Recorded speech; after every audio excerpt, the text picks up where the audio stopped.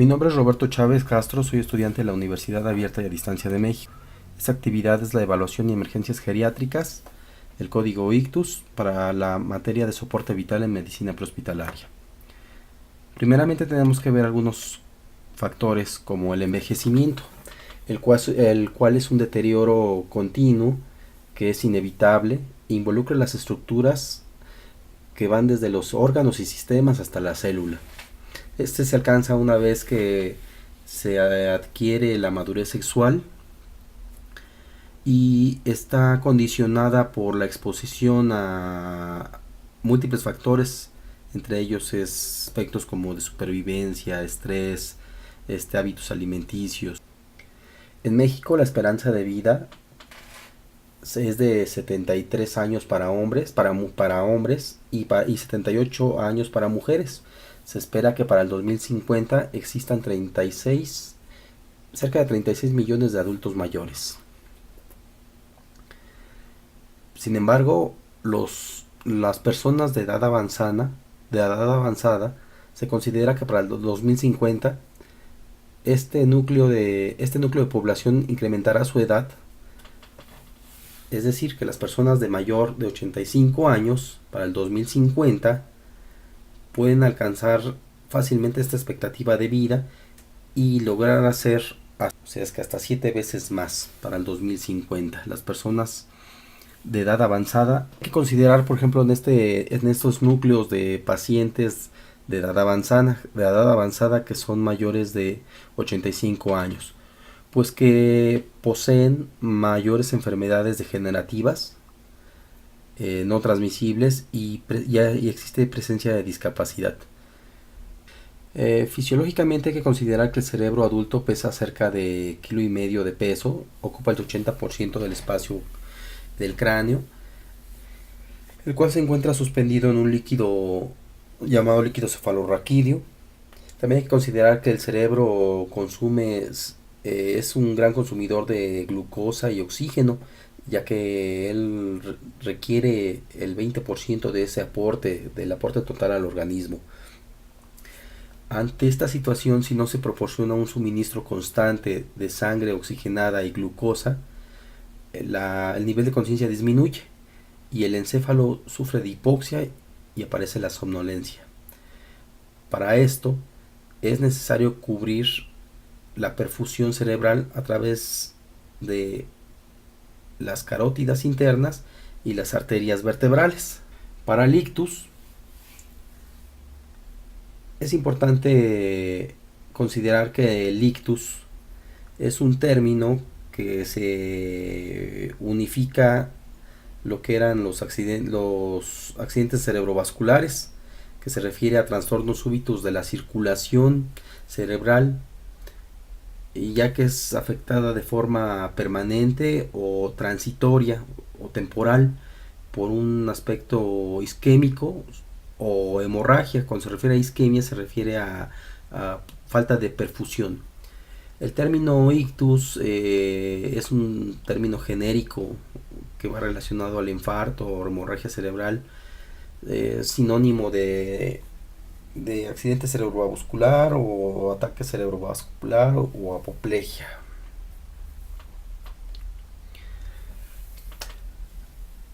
El ictus tiene una raíz griega que significa golpe, que menciona que la aparición de este padecimiento es de forma súbita, es de forma repentina, es súbito.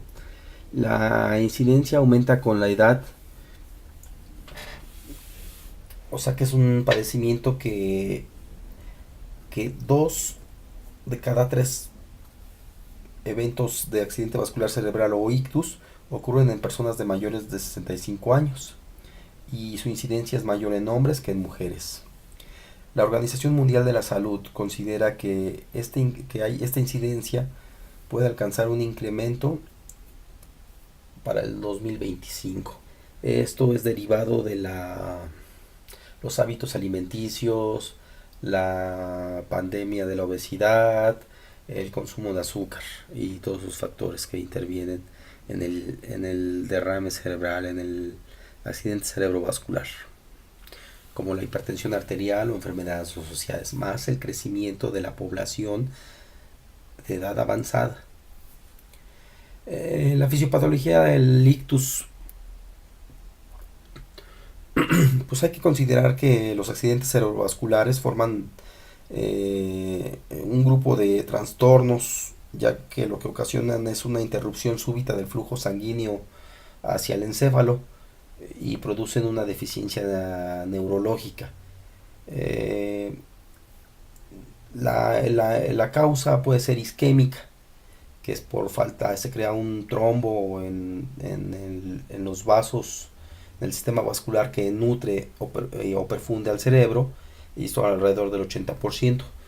Y puede ser ocasionado derivado de una trombosis o una embolia. Un trombo es un coágulo de fibrinógeno que se instala en algún vaso que irriga alguna zona, mientras que una embolia es un trombo que viaja de algún otro órgano u otra región este, hacia una arteria pequeña en el cerebro, pudiendo ser de naturaleza traumática o algún antecedente que pudiera existir ahí que hizo que viajara un émbolo.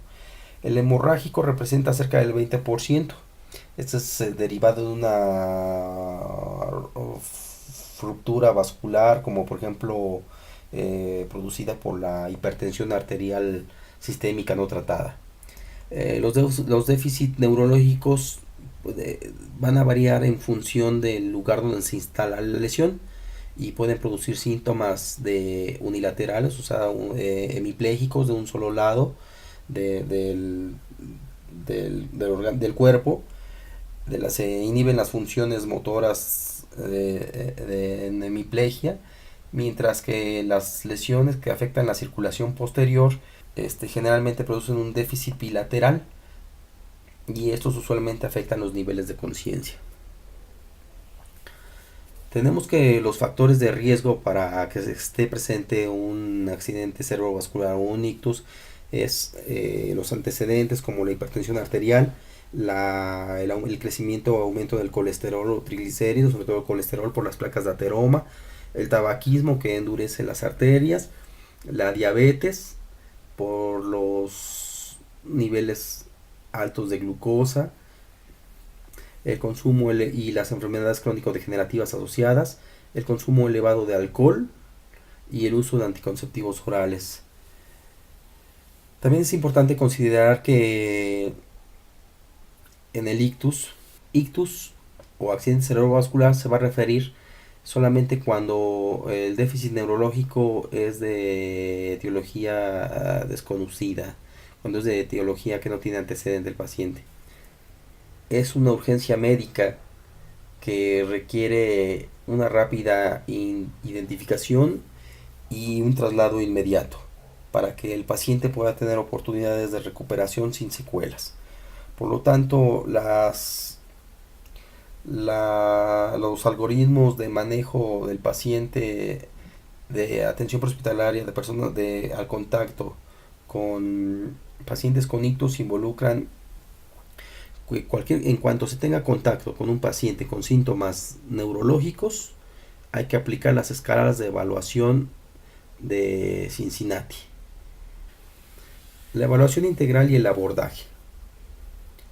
Los pasos para la valoración de los pacientes geriátricos, al igual que todos los demás pacientes, son los mismos. Se involucran el manejo de la escena, la evaluación general del contexto que estamos evaluando, la seguridad de escena y situación. Como es un padecimiento que se da usualmente 2 de cada 3 procesos de accidente cerebrovascular se instauran en pacientes de mayores de 65 años, es muy probable que tengamos contacto con un paciente de edad avanzada o un paciente de más de 65 años, un paciente geriátrico. Por lo tanto, es importante establecer en la situación, en la evaluación de la escena, pues el diamante de la evaluación del GEMS, que involucra que si es paciente geriátrico, el cual si es mayor de 65 años es geriátrico, o si es más de 80 años, 85 años, pues es un paciente de edad avanzada que vamos a evaluar.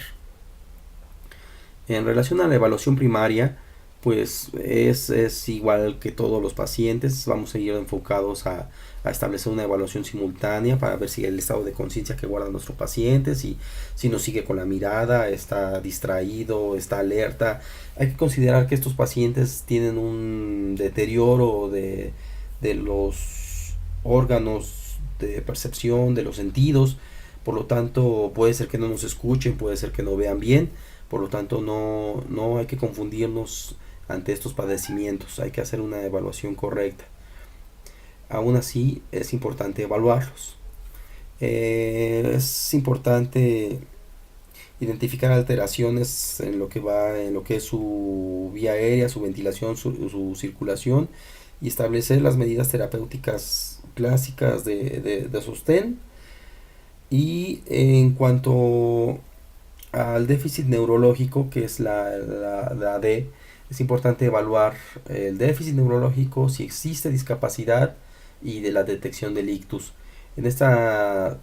¿Qué características nos podrían indicar que el paciente presenta ictus? Nosotros, en cuanto veamos un paciente con una afección neurológica o un déficit neurológico, luego vamos a identificar si existe discapacidad para determinar si hay detección de ictus. Esto es que exista la pérdida repentina, o el paciente manifiesta la pérdida repentina del tono muscular, o sea, de repente ya perdió la fuerza de un solo lado del cuerpo, sintió que la cara se le va de lado, está confundido o de repente no sabe dónde está y sus familiares refieren que él no era así.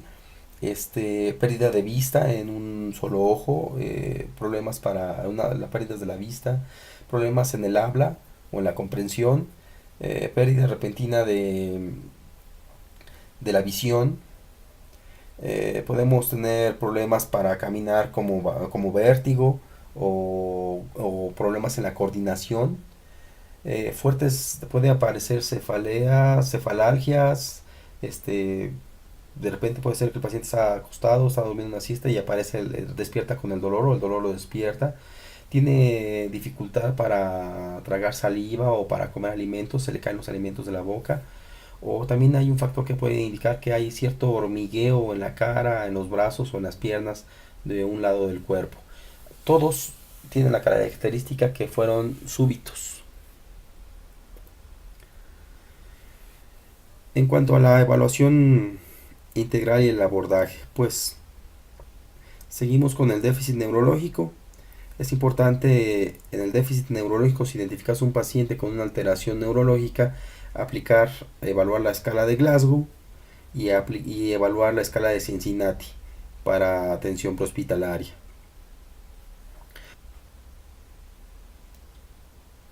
Para hacer el diagnóstico diferencial de un paciente con ictus, se debe entender que existen múltiples situaciones que involucran afecciones cerebrovasculares, y estas están en función del lugar donde se instauran, la causa, el tamaño, la forma y la evolución que ha tenido desde que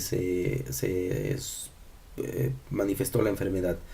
Por lo tanto, dos rasgos generales es que un accidente isquémico transitorio es solo aquel que duran menos de 24 horas. Es importante también considerar a la alteración neurológica, que el paciente puede tener factores de riesgo, o el paciente que cursa afecciones neurológicas debe de tener factores de riesgo, como son la hipertensión arterial sistémica, la hipercolesterolemia, el tabaquismo, la diabetes, tiene antecedentes o historia de consumo elevado de alcohol o uso de anticonceptivos orales. Es decir, si no es traumatismo y el paciente tiene los antecedentes de afección neurológica, es probablemente un accidente cerebrovascular. Si el paciente tiene un antecedente de hace un día o dos de que se pegó en la cabeza, no es un accidente cerebrovascular. Es importante también considerar que el uso de escalas de valoración prehospitalaria para poder establecer un diagnóstico diferencial, que son la escala de Los Ángeles, la escala de Cincinnati y la escala de FAST, que permiten una atención rápida para identificación oportuna del paciente con ictus. Aquí vemos, por ejemplo, la escala de Cincinnati, que es que se utiliza, que de hecho es en la guía de práctica clínica hace referencia a que debemos utilizar la guía de la escala de Cincinnati, en la cual evalúa la parálisis facial, la caída del brazo y el habla normal, considerándose afecciones a este tipo de tres aspectos, involucra alguna situación anormal. El tratamiento integral prehospitalario. Es importante considerar que un paciente con accidente cerebrovascular debe ser trasladado inmediatamente. Por lo tanto, la identificación oportuna del técnico de atención médica prehospitalaria debe ser lo más rápido posible. También es importante considerar que este paciente puede recurrir o requerir un transporte aéreo en función de la lejanía con el lugar donde se le van a dar los cuidados definitivos. Y también es importante resaltar que el ictus es una emergencia médica. La idoneidad es que las unidades de soporte que brindan la atención a estos pacientes cuenten con monitor electrónico de signos vitales, ya que las relaciones que hay entre accidentes cerebrovasculares e isquemias al miocardio pueden ser grandes o pueden presentarse. El paciente que sufre un accidente cerebrovascular puede presentar alteraciones de la ventilación. Es importante tener contacto para regularnos en caso de una reanimación avanzada. Es importante contar también con equipo de soporte mecánico ventilatorio. Los aparatos para la oximetría de pulso y capnógrafo si es necesario, y para el manejo de las vías aéreas, el glucómetro, porque la hipoglucemia puede darnos signos y síntomas semejantes al accidente cerebrovascular. Y por supuesto conocer y dominar o tener a la mano la escala de Cincinnati para identificar que el paciente cursa un accidente cerebrovascular. En sí, la atención es del paciente con accidente cerebrovascular, pues el ABC se llevan en cualquier paciente. Por lo tanto, la vía aérea, la ventilación y la circulación deben de estabilizarse y establecer las medidas terapéuticas de sostén. En el examen neurológico es importante determinar la escala de Glasgow, Cincinnati, el FAST y escala de Los Ángeles. Es importante el traslado inmediato, por lo que solo que el paciente tuviera indicios de un traumatismo, es recomendable la inmovilización raquimedular y control cervical. De lo contrario, pues, se recomienda el traslado en posición semi-Fowler. En cuanto a la evaluación secundaria, es importante obtener la signología para ver las alteraciones y posibles causas de la aparición súbita del accidente cerebrovascular, como la hipertensión o descartar como la hipoglucemia, y la historia clínica simplificada para ver si este paciente inició si este paciente presenta un accidente cerebrovascular isquémico, si es transitorio o ya lleva más de 24 horas de instaurado. Y por supuesto la exploración física que previamente nos va a ayudar, pero para identificar si el paciente se cayó o tiene algunas otras lesiones, porque los pacientes de edad avanzada y geriátricos pueden tener instaurada también la osteoporosis, y esta situación puede también tener alguna lesión oculta. Algo así, de acuerdo a las mnemotecnias de CAP, BLS, TIC. Vamos a otorgar un tratamiento en ruta al hospital que debe iniciarse con un transporte y elevación de la cabeza a no más de 30 grados. No debe tener la cabeza elevada para mantenerla o coadyuvar con la presión intracraneana. Es importante asegurar la estabilización hemodinámica y de la vía aérea y de la ventilación, ya que puede generarnos alteraciones el paciente con accidente cerebrovascular. Es importante un acceso venoso periférico, y el oxígeno si hay hipoxia, Por lo tanto, debemos tratar de que el paciente mantenerlo a más de 95, una saturación por arriba del 95%. El acceso venoso debe realizarse con una solución, isotónica para vía permeable. Es importante también considerar como lo habíamos mencionado, el electrocardiograma, ya que estos pacientes de edad avanzada pueden tener alteraciones, presentar arritmias o puede estar relacionada a una isquemia del miocardio.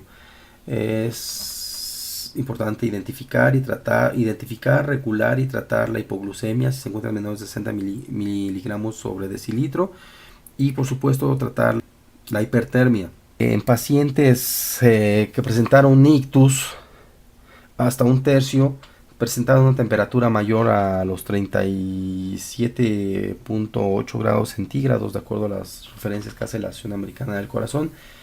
Por lo tanto, es importante tratar la hipertermia mayor a 38 grados centígrados en el paciente con que cursa un ictus. Debe considerarse que el uso rutinario de oxígeno no es necesario en pacientes que no presenten hipoxemia, pero puede ser utilizado en pacientes con accidente cerebrovascular grave. Y es una recomendación de la Asociación Americana del Corazón. Por lo tanto, es importante identificar si el paciente está cursando hipertensión arterial y si toma medicamento para eso. Los cuidados de sostén, y es importante resaltarlo y notificarlo en la entrega del paciente. Epidemiológicamente se sabe que el accidente cerebrovascular tiene mayor probabilidad de aparición con la edad, y cerca de 2/3 de estos accidentes o delictus ocurren en personas mayores de 65 años, y la incidencia es mayor en hombres que en mujeres. El índice en cuanto a el pronóstico, el accidente cerebrovascular se ha reducido en países en desarrollo derivado a los tratamientos de la hipertensión.